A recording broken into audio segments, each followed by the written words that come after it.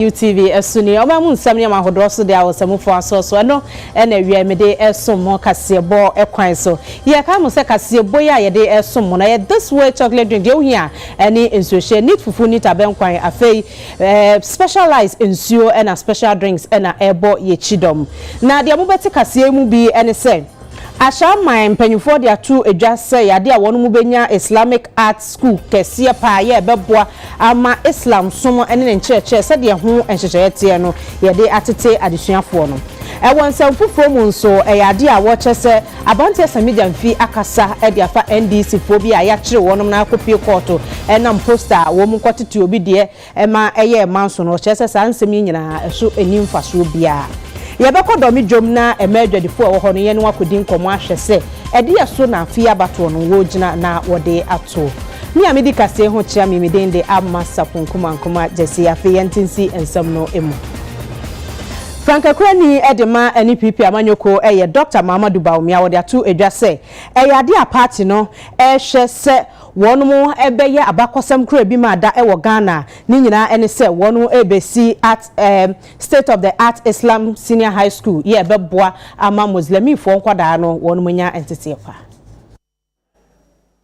Osha ye the Zongo Development Fund so apagana first time in our history Zongo Development Fund no ayeye Honorable Ben Abdallah Odaninim of the Zongo Development Fund at the presidency.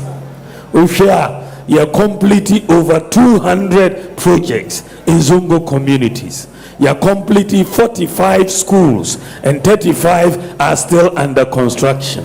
Ashaman, by the way, your drawings no for your Islamic Senior High School. Your drawings no. The state of the art modern Islamic Senior High School is coming to Ashaiman. It's coming to Ashaiman. State of the art. Usha drawing no also when it Sa school na Eba Ashaiman no is under Zongo Development Fund. Eba Yama over 1,000 scholarships under Zongo Development Fund.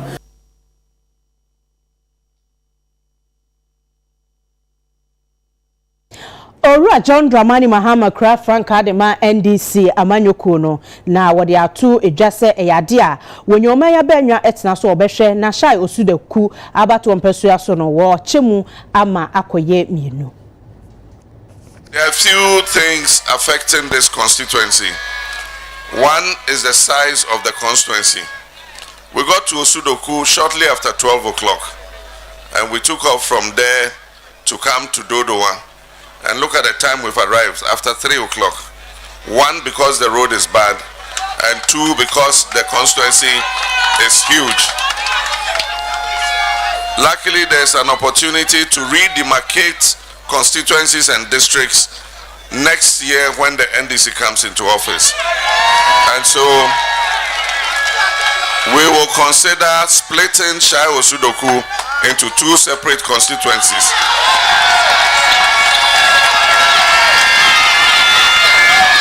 But the most important thing that Shai Osudoku needs, and I've come to see it myself, is your roads. The roads are in very poor condition. If you take the road from Dorimu to Ayikuma, it's in a terrible state. Dodowa to Akose is in a terrible state. The road that goes to Afienya is in a terrible state. And yet these are all very important roads. And so when we come, we'll prioritize the roads here so that we can have a good road network to serve the people of this area. Dr. Mamadou Baumia ashabo ese eyade a wonum behwe ama wonum akwaje entitiye ewo Free Senior High School ya wodi dem no wo mo ebetumi enya aban nyuma nsoso aye. So wait, we have the Vice President in the House, the Vice President and the flag bearer of the new Patriotic Party. MPP, ye country Ghana for 2016. say omudi eba yedi shishefu from eba yedi free senior high school education yedi beba Ghana. All persons with disabilities will go for tertiary education for free under my government. All persons with disabilities will have free tertiary education. But what is more important is that we are going to set a quota for government recruitment. Every government recruitment, a percentage is going to go to persons with disabilities.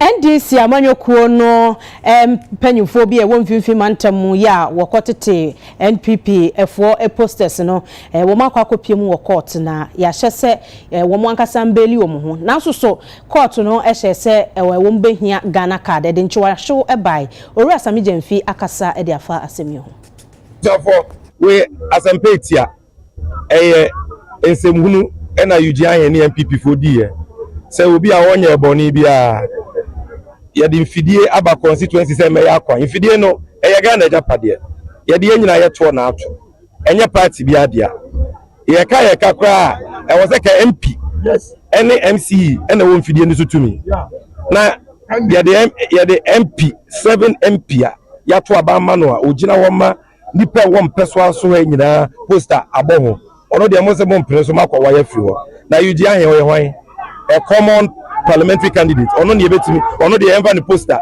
enwa afidie ne ho ana enti yenuanu mo ma anya boni bia de omo ye ne na ye ne kwanso a enti the pass judge ni ti asem no ono ankasa mu asem no hwini na ono ankasa kwa ma mu bill obi akwa ni agire mu ama self recognizance bill e chere say asem no judge na mu se mu ha and na wo say omo so mo ye responsible people a ye mo self recognizance bill e da ye hia omo bia no mo beba na UGI already esi wa no fantu no fo say NDC ye party a won't be hwehwaye won't be nkaye nhye de akoso yi afi kwa na am motivate ye nua cautious eni ni nua no mienu aka any NDC for a wo to senya west ha to work hard for the victory of Honorable Gisela and His Excellency John Dramani Mahama, and whether they like it or not, John Mahama ni Gisela essence what the be. That's it. And I manage pa de yen number farmer when you know kama where release one. As you know, as I see in the card as it will either increase the political temperature here or reduce it. The decision a judge be take, you know.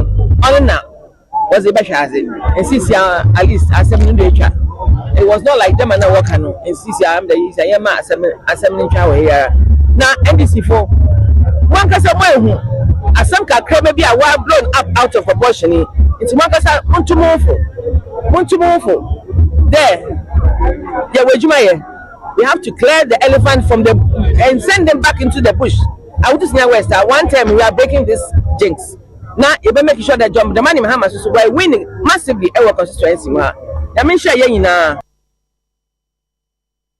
Running mate Edema Dr. Baumia Dr. Matthew Poku Prempe or their two eja as a was there at this year was in the west Eddie East so one to ban farmer. NPP amanyoko no Frank atufa be de chire Dr. Matthew Poku Prempe na po na probo no ekopie mu wodwan we ase a ne nyina no was in the west mensin mu na afese ne east mensin no emu na ho no wohia nananom ne adehye a wonom ho no mu na wode adesede ba beto wo manim se bredu se wo mo eto aba no de ngokurumuti kotim de ma NPP amanyoko no wo mu ehwan NDC amanyoko no eto ase akonwa de efiri wonom adwene mu na afi wo mo nsase so wo se wo mo ensesa wo nsa no kakra se de be ya ebe kire se ampa ni awobo adwuma no wono ne to abade ma no enye tete akwantempon so no bekoso anante na ye no eye ensem a wode tudwa na wo fa akwanya no so adeto de asere wo mo se wonsi anamu ni a wo won empatem honom eye NPP parliamentary candidate Ora Joseph Make Kuma wo mo to aba no fa ma no no ma meyem na hye bedwani foforo kra emfa empimo mponjo semo enko engan wo kire mu a mampani abede eche Dr. Alhaji Muhammad Bawumia wo to Frank ade ama NPP amanyoko no Dr. Alhaji Muhammad Bawumia wa ye krado so obedi mampani ewo omai Ghana mu no wapem omai Ghana so akọ nkan wori mponjo semo nti wo mo emo na ne so ade hu no emre mu wa tukoko bu bayebo first kabareba ofa sack about 100 1,200 say do 8,000 and that's some good one eti abai papa ne ba sibamuni bia da ho faso adwe bia wo bia da ho faso eboa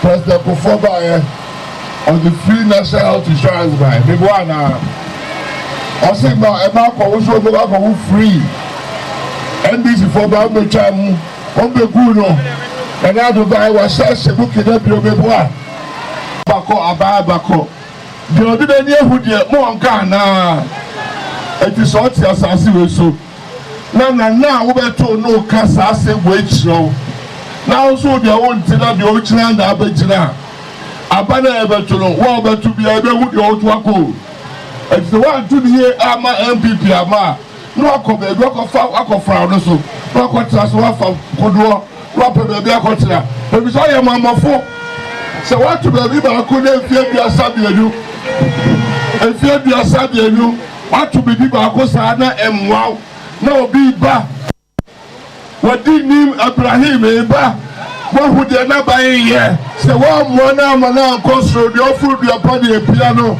wa mo na ba na konsro na wo ye mamafo every said that Dr. Babu di ba obi e channel wa na odi nim Ibrahim all day enu achire enhyemude afoforo san so ekoso na nanom eka ho emabu no eka ho na afen so community no apamfa hodo mo boa ne mpuntu esem nyina woni omo ehyiaye ene wo ede eba beto wo anim se wo enkai no mo hese NPP amanyoko no wo egusuwa eprie yo kankro ede amma Ghana de hye enti wo enyin saade no no mo nto aba no emfa emma NPP amanyoko no Dr. Mahmoud Bobia says that when you work for him to become president, every teacher will get an incentive to buy a vehicle.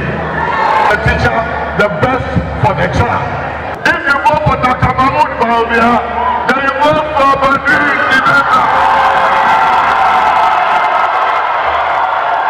NDC amanyoko no eye kira nra wonom eye no eno na Western North Regional Secretary de ma NDC dia to edwase EC ene NPP dampa ba akoso nti ena wo makomo no otom opi asubwe a ade ese wo ye ni se emre bia wo ye ade edi asubwe ba na amanwesem no ade edi asubwe ba ene se bibi na eba na enye oda we demonstration na what we want some go krata so now they are command obetimi aye wo eti yenim se yisifo e na ye niema na ede agu krata so obetimi ho aye wo eti ede abre won wi ya trod wo krata ni nyina ya ade a etim ya ade ede asumwe benti ye nse ye hwe won kwan so mbeye ye fata ama asumwe aba e affect ye bro so kra. In fact, all the constituencies, we are affected in all the constituencies.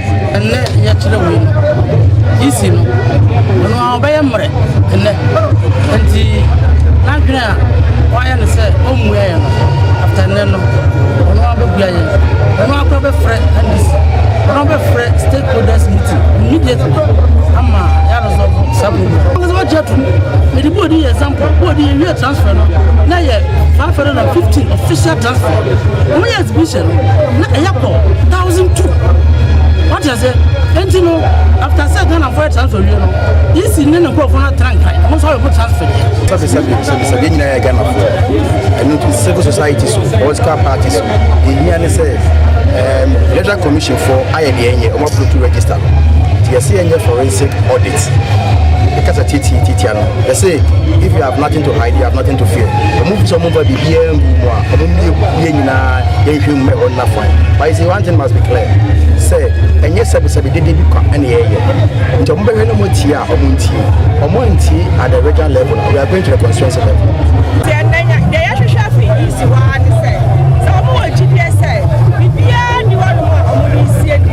Nyayaka, they say, almost say, in the process of correcting the anomalies. They are kind of some way now. I make now you need a cost. So they may have to be a better to some. And now my uncle you register. Why you have Yeko Ayawaso West Wogon, Ora John Dumelo, ene Mami Lydia Sayuram, Omunina, or Nune ye Mashibejani, John Dumelo, Eso Prewakunyano, where the futu ama in person so for say or mafia batonya sunji.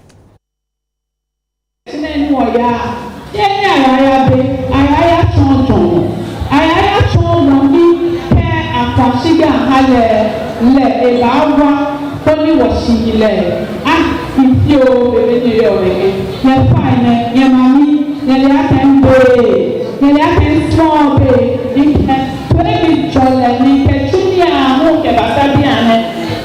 last summer, one year by dear, yet be attending secondary school.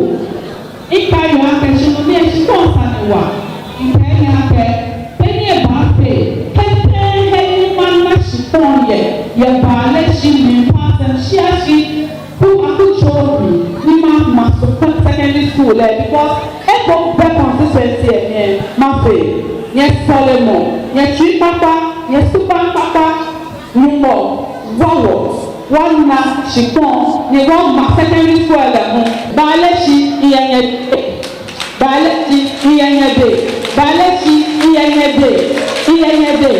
man, you look like you are small money ye pehani e papa eni ye pelechomi sole money ye sole pehani e andinuchumo minchu. For me, the grounds is good. If you're most my year consensus here now, but you want nana yet benanto, you want nana yet beboko will be an if you want nana ye be to me, and I know ye be to me, ye be to me, I convince you for that this time around, no, or the system. Now, more you who partner there, most of the time, you go door to door now. In confuse one piece, one pay fee, but what pay there was a abandonment. And in Kofu and Kofu 2020, what two abandonment MPP for? What catch a plane the John, our 2020 Manto Abanama, but 2024, the MPP, but to Abanama, no matter how much of Mahama. It's on your end, they can want to walk in the 2024 day or a done deal, but they you on the 7th of December, no, be to me, we are a verdict to Ayawaso West work on her.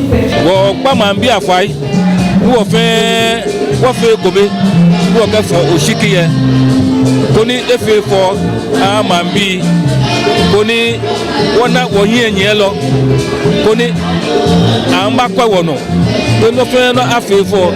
Well, mean to what me, yeah, ma. I can know about fear, catch a beer, what fair what you could be conny, what for she can't find. Nipe can no more, Capasa. So, one no, yeah, Majin Comano, the Gabba, what my name, could not feel enough people. I bring home one more year, one homo ye, from a war, they won't. She homo, you were what? Nibi anyone need me, Chomo. Dani wakame wanai jole lokesha dafie wanyai abneni yemiejo koni bi ni baya wo se amele waka kusum akekesha dafie wo yi opekuri waka ni nje nyonwo waka leo wo he Austria minor abebie atnaye wo my Ghana mu Austria for omo ebie omo embassy ewo Ghana na yeni omo enyankufa no from the 1960s na 2020 thereabouts na yensu yebie ye mission ye embassy ewo Vienna na ene omo minister ba waba abeye opening of Austrian embassy oba enso no oni business delegation na bae yeni wo mu uhwe trade ewo ye ntem no enhyeda enye endorso na se ti se munim no oman bia ubekọ wanimu a enye aid eye trade inti minister na ba no oni trade delegation about investors ani wo mo aba anape omo ahia Ghana potential investors omo atwitwe nkomo ahwe kwan a omo be kan bom na the investment aba Ghana. For us, Sir President Kai, no Ghana beyond aid, through trade, investment, industrialization. Into unya companies are kesie if you are manoniba ebe investi wo ukroma no de ekoye pa, especially since yenso yewo African Continental Free Trade Area Secretariat no wa ha no de bia ye kan say obi obeba no ma onhwe yen population ne pe. Population is the market, but share the bigger market of ECOWAS. ECOWAS about 350 million. Now we share continent markets now 1.3 plus billion. To be obeba no Ghana sooner umbra the rest of the region and our continent. Sana debia ye market here there no. Omo atiase president akoho omo ankasa omo chancellor no so eba ha. No mo ba no mo hu say potential no wa ha pa nti esese omo ni yen draw closer na yen hwe ne ebetumi aye together. It was a very intensive day. Actually started yesterday with the meeting with the president, and today with the breakfast with business to business meetings. 10 Austrian companies came with me from Austria, from Vienna, here to Accra, and they met over 30 from the counterparts. And then I saw my friend, the foreign minister. We signed together a memorandum of understanding about fighting illegal migration and readmissions and strengthening also mobility. And I believe this was a very successful day, and the highlight is obviously now the opening of the Austrian embassy in Accra. Ghana ban abo gesa afo aba so e wo modem mo a e wo kua ho.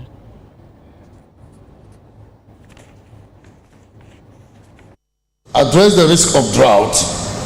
The Ministry of Finance last month purchased an insurance policy with the African Risk Capacity Limited to cover smallholder farmers in the northern region.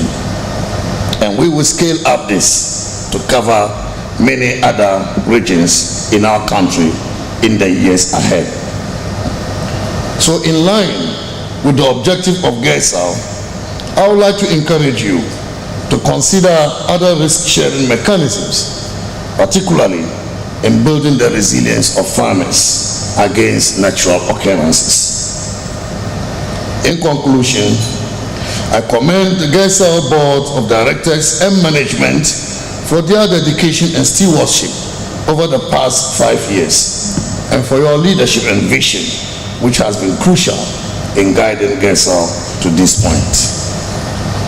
I encourage all financial institutions to continue working closely with GESAL, leveraging on its risk-sharing mechanisms to drive more investment into our vibrant agricultural. As a founding shareholder, the Bank of Ghana pledges its strong support for GESAL's activities in anticipation that GESAL will continue to drive the policy discourse on agricultural financing and develop innovative solutions to boost productivity and growth in the agricultural sector. The bank is confident in the operations and long-term viability of GESAL, and we wish you great success as you work to become the catalyst for increased agricultural lending in Ghana. Bosia yedema ekwani no yemfasa bosuane emma dwedini, which means the terms and conditions arrangements e wobosia ho a also shema dwedini no enye the same one also shema ekwani, because ekwajuma no is different. Obi wo ho a ebia oko started farmer. Typical bank beka say, oh, we started farm and agribusiness no this month no next month started here. But in him wa unim say we do I bet take a few months and sana wa harvest. Enti GESAL your main role no say any banks ni ejuma ye mo ti agric na ase. Say bank no ti agric asia services and as loans are omano obetumi a structure na ama nhihaya any agric ni ejuma yie. So that is the main role of GESAL and the impact that we are making. Yourself, because we are not a bank. You provide a credit guarantee. Credit guarantee, it is insurance. Enti say bia o ekwani bi de application ko bank ko say e bi person start poultry farm. Bank ni hwemu na say ade on betumi aye am de buy ho a yesu be hwemu aka say proposal we e ade e be yejuma enti fa loan ma o. Ye kan agribusiness a enye ekuafo nko a so we obi a we input supplier, o supply fertilizer, o supply mechanization services, tractors moka ho.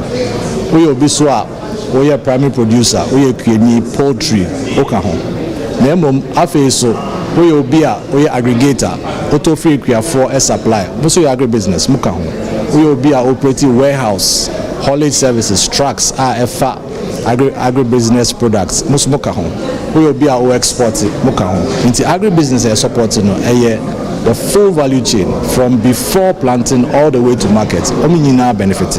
Nti we any agribusiness na say utie mi a me pa cho call banko because of training any ejuma any banks ni any partnerships nti very likely say o banka no ete agrikase nti we the proposal ko a obeti ase oni obet tinase no mahwemu na oni wa structure loan a ebeboa. My Ghana yada knowledge portal be dia ebeboa abefo kwanso adesua. I'm delighted to welcome you all to the launch of the Ghana Knowledge and Skills Bank portal. Just to set things in context, it's only Egypt which has a similar product on the continent. So Ghana's is the second. And I think with the additions of the AI tool and all, ours would be the best on the continent. Under this new project, we have had the privilege of developing the Ghana Knowledge and Skills Bank portal, designed to provide students with access to a vast array of educational resources, quality education in all corners of Ghana, a mobile application with offline learning capabilities. So you don't even need to be connected online before you can access the portal. And that is what makes it possible for us to have inclusive education in this country. So it doesn't matter where you are or which class of school you're in. You have access to the same resources as your peers in the most advanced educational institutions in this country. Abefo intentamfidie anepa edeba amayen wo manimu ena World Bank Father Roma omabie kwan yamayen ayenso yatimi aye bibia amansan bi ye oba bibi mem habit for na aye bie ene Ghana for nso aye bi oba person okenkan book a while the phone obetimi ade amano no akofo no so book no ho no akan owi anu aye book no ho nsore a kire wo say book no okenkan no otiase ana wanti ase a afidie na abesa busa no say wanti ase a memo ana okase ania na afidie no asa kire no enti we abefo kwan so Ghana Knowledge and Skills Bank no abefo kwan so a de kira de na edisua de eno enene ebi abepie e Ghana ha yapa ho ntoma ayesra for say ko Ghana Knowledge and Skills Bank oko Google na utwere ho ebetro na akọ no ma oba no ebetimi edini di akohyase na bibia wosua bia so anso betimi ehunu bi na watimi amana disua na kosro pa.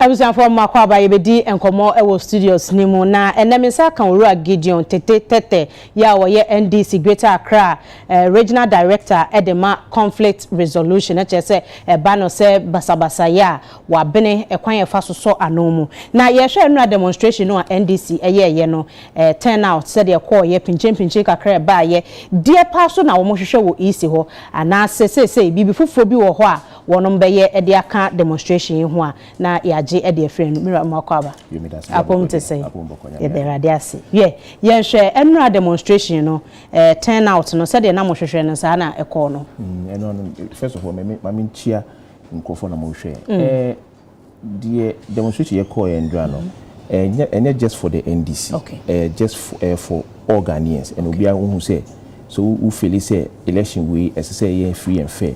Now said the NDC under the leadership of Dr. Manibuama said they were changing in terms of your illegal transfer, deletion of names in Yano. She will say Ibia you also be affected as a voter. No, all of you are invited to that demonstration. And Enuna Ekoso Endra. And of course, who the appearance. In a bad demonstration, and it was in all the 16 regions.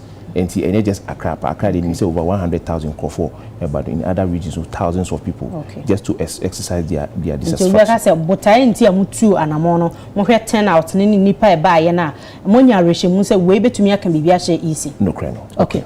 Secondly, yen hwe e dey pote pa ye te forensic audit e dey pote pa na ekoso a mo pese Ghana fuo hunu ya mususu say ECDC enti ye audit ye voters register no.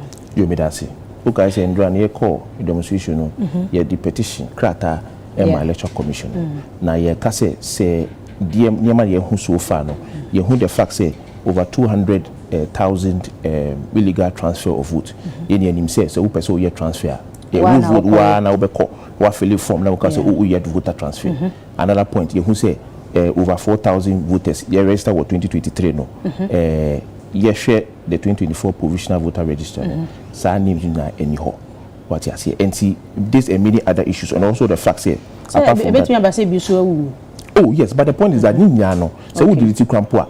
Yes, say who the process, who authorized it and all that. Want to be international now? What office now? Who deleting for din? Because ebia what deleting me din, but who need enough reasons to delete me din. Because police station, who say what will be your response? So that and see another point is the fact say the corrupted data files. Under the NDC share register no. Who say some of the files were corrupted and Tibia either would photo no any register no and would deem so anymore. And these are many other issues. And say they are more senka genuine reasons. Say mum pese bibia be kocho. Na so obeka say nyam nko amoni amanyoko Ghana. Any PP for eso enka asemi won che say bibia ededa na kwamti dey na NDC what problem. Sa no be bisa. Can say young NDC for no. And not just the NDC that have called for forensic audit. NPP for Campo, I say forensic audit in Campo, no, it is something they support, and other political parties. Remember, say Electoral Commission, they will not exist. Say young political party, you can say they will not like Kabi and Kabi.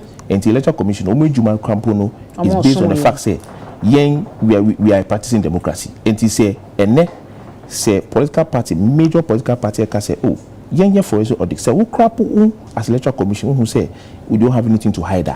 We are any problem. Just make sure say Uber are forensic audit. Now Ubiabe who say register note said we are canon, free and fair, clean. But said only resistance no. And when I can say there be any ever call demonstration because international Uber CCA.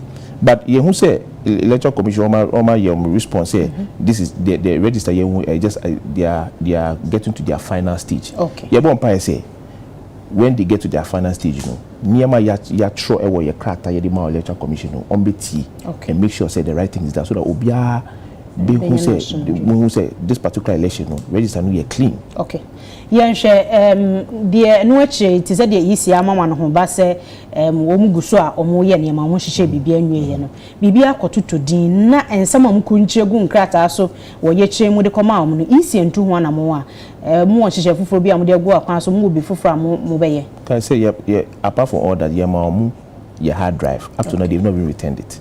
Enti ye de nim say omu ye DSS to make sure say your register no be cleaner. There's no way they will ignore the things because they will ignore your request because your term said these are the flaws in the register. Then he say yeah clean register crampua. No matter what you do those things you identify or your character and no on be this. Okay, and something be need the obetimi aboso tell na. No me can say first one say me can say audit illegal transfer over 200 illegal transfers. Yeah. Make the issue of 4,000 voters that has been deleted in 2023. Yeah, to 4,000 voters no. Okay. They were 2023 register no. They are deleting and they will share the 2024 provisional register.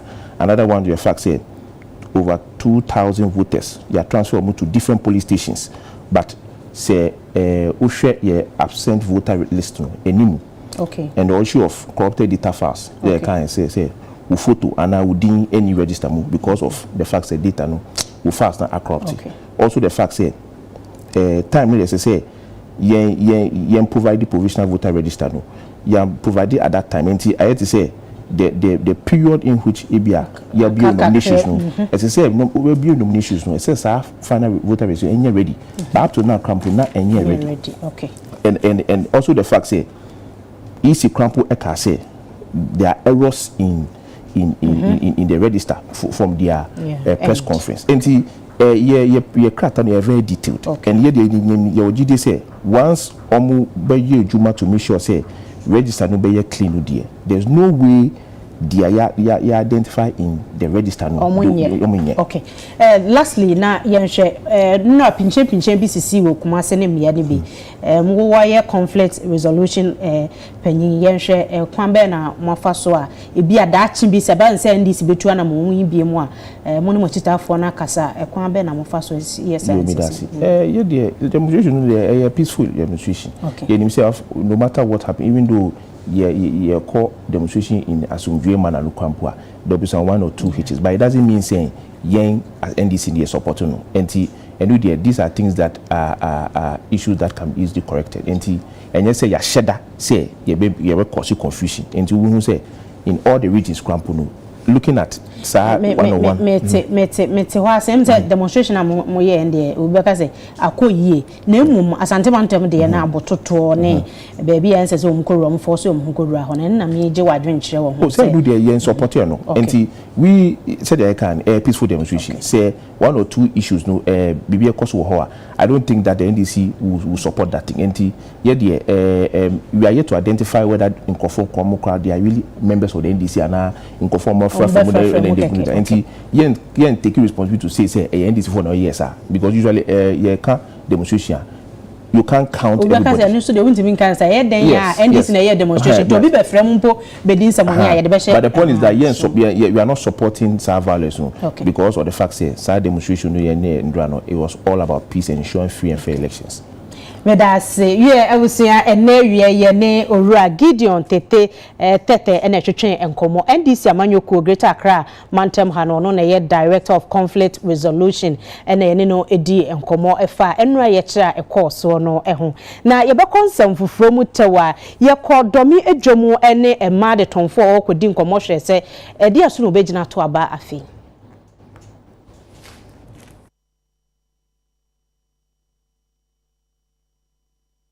Enche biana Ghana ye kwakoto aba December da etoso enso di eyi Ghana mampani foforo se di mfie na bia ye no UTV centrofo bom modern etc krum ekohwe se edi ende ekoso titiu ene domidwom ye ne domi adwadifo edi enkomo bisa wo se din ene bema wonom ahwe eso ato aba ebinum akire se o mani mu ayedin na sikasem ayedin eno so no begina e de ato aba ebi nso kire se free senior high school ade aba beboa ma wo ma etimi akọ school ebi nso awie ti eno so wo begina so e de ato aba ma MPP me de metopa me kai se 2016 tema Akufo Addo beba no o ma yeti ase se panyimbo ni di oman so a oman si apeni say so me hwe by this time in 2016 a penny ne kura do so say 2016 ma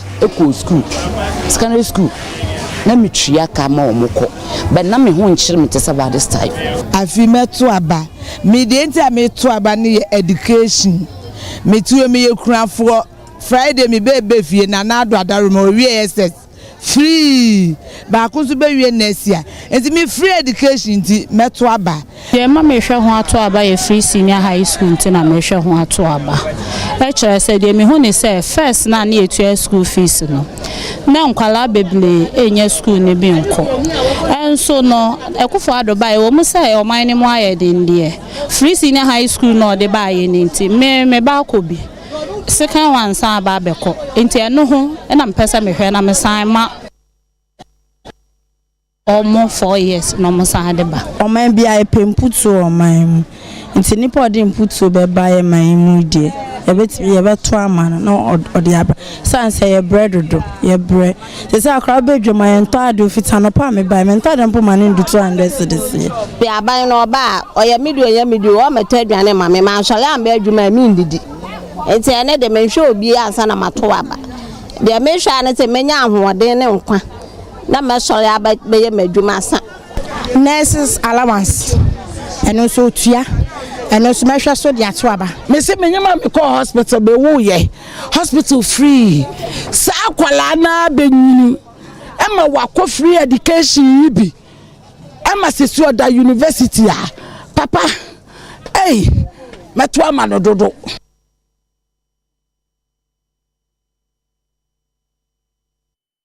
ko yenua bema Jacob Kubi ho wo asoye hwe ensase ne obo ade bobre ho nsem so na yenyante ese Ghana Mine Workers Union wo mo ye chire bi na ye bisase ye dien na aba ama sa na montuo ekoso Jacob mahai Megisu me yaba ahwo fe boye mu die na esie ya aye ejuma efo na ewo ho na no eni eye ta company no eye ejuma na ejuma efo chire mu se be se afi enan ni eye de ejuma ekoi ejuma no ma eye roba fo no ejuma no atoko enye ejuma omutumi jare fifie na makotra ejuma mu ho omunye ejuma bia na omaba be knesi bosum be se de wo ho ni ene yentu omuka enti bosum enan ni no omuye oye kire epepie mu wa asoye a eye efom egudie ena eye honorable abujina po eka kire mu se omunko na emom oni attorney general edwen hu na se na ejuma fo no eka se ejumekuo no ni sika obetumi de abo ejuma no bra no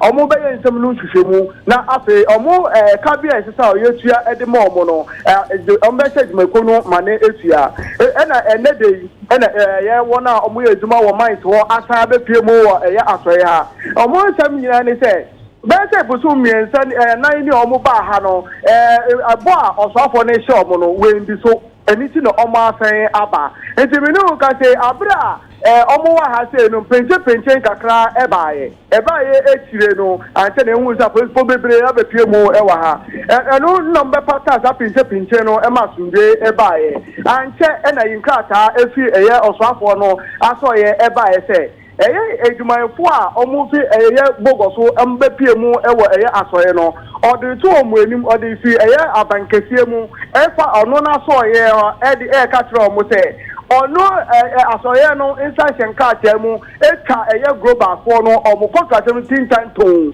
nyenje omo ye oye kire no abeyeye eninya ne se o contract na ejumafo no kire se aban dia ma eye global na ontumi enya sika fanye no wetwem ana omo bi hello Jacob yetio ana ekata no mu kire se eye be se bosum miensa nie na eye asoye no tronka atako ma company ni se na eye adwumayefo no abeka enti we de ono asoye no share company ni se onko pesika no fam be se adwumanim eye ida be kwa pesika ana se onya so a onka nche asoye no na asoye no nje enfama eye adwumako foforo omo ma ne mbre so onfanye wanfa anye enti minu ka se na sa eye directive asoye ni de ma eye company na omo ndi so nti no eno omo ugina so enede omo gi eye adwuma no edefi global for ensem Jacob yedase yenua bema Jacob Kubi amane bo eno no